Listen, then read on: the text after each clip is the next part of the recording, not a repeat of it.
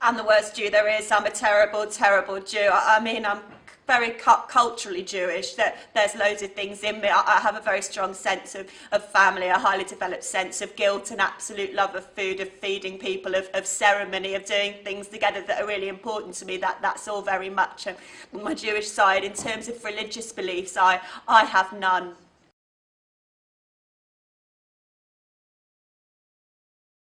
Okay, so after my mother dies, my father once again reinvents himself after 6 months of sort of bleak despair, and he finally climbs off the sofa and he minds his own past and his own peccadillos. And his number one peccadillo is corporal punishment.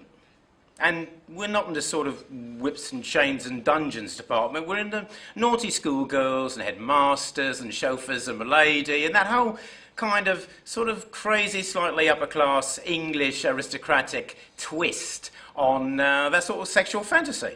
And that's his cup of tea, and that's been his cup of tea for a long time. And he works out finally he can make some money out of that, and he creates the Red Stripe Club. I can remember lots and lots of lovely things. I can remember playing in the street, and we used to play running across the road as many times as we could before a lorry finally bore down on us. We used to see a lorry coming, we used to run backwards and forwards, and that was one of our games. I went to Exeter, which is a very white university. I was the first Jewish person a lot of people met, and they'd always say to me, "What do you think about Israel?"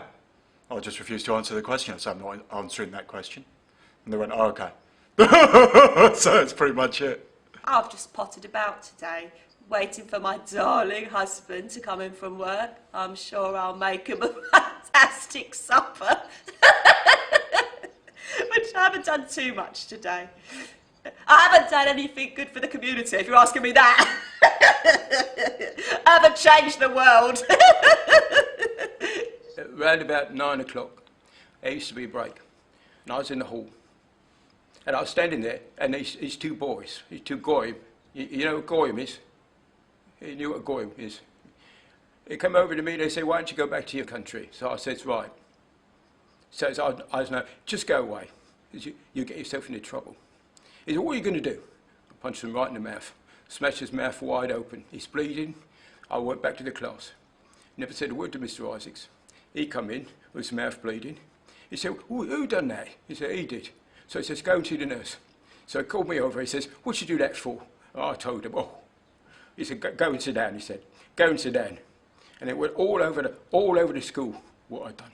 You go and see your mad grandma in places like Shenley, where she wore too much lipstick and she sang beautifully, but would have these insane conversations, and then she would do a bunk periodically, and you'd go, "Mum, why is Gran at the bottom of the garden eating the leaves?" And then the police would turn up to take her back.